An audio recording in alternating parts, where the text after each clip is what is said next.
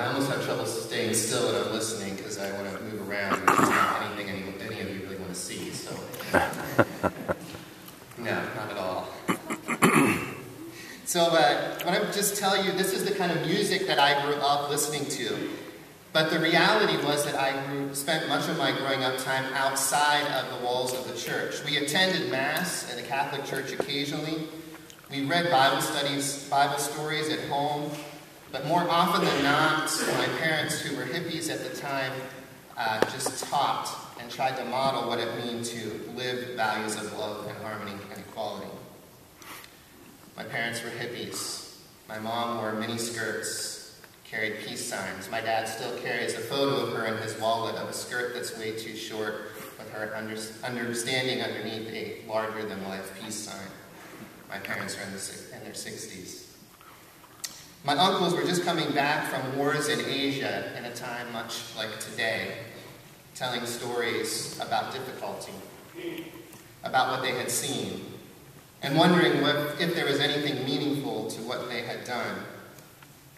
At the same time, my dad was working for a Japanese car company, and all of his friends made fun of him because in the 70s, no one thought any Japanese company could make a decent car. That company was Honda. My journey towards justice and peace was shaped by living in these contexts, surrounded by people who loved me. It was always hippie night at our house. There were all sorts of people there. I lived in a 3-generation household with grandparents and cousins and aunts and uncles. Sometimes we shared our duplex with relatives. People were there all the time. I'm an only kid, but more often than what I remember is that I wish people could just go home. We lived in a blue-collar neighborhood, which means most of our neighbors worked in factories or worked as checkout clerks in stores. My parents were committed to the values of justice and peace, but they didn't have the language that we do today. I watched Sesame Street and learned to speak Spanish in elementary school. There were always conversations around the table about the struggles of the world. And with my grandparents' presence, it meant that some of those conversations were in Slovak.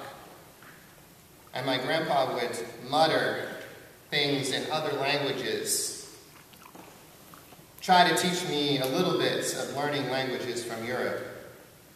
And he would always blare polkas whenever given the chance, an opportunity to crank up the radio.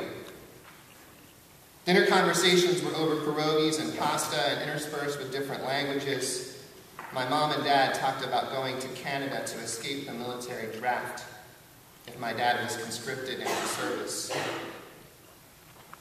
The values of justice and peace were part of who we were. My grandpa talked about standing up to the KKK because at one point the KKK didn't like Catholics either.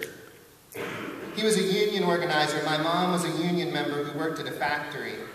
My parents were strivers. By the time I was in middle school, we left behind our old neighborhood where Polish was spoken and moved to a nice subdivision. And then we started frequenting a Mennonite church to keep those conversations alive about justice and peace when we had left behind our neighbors. My parents moved from being union members to being managers, and my parents thought they could set me up for a good life. They sent me to a private Mennonite school. They assumed I would be the first person in the family to go to college, and they set out for me what it might mean to live, to earn a decent income, to live justly, but most of all, to do well.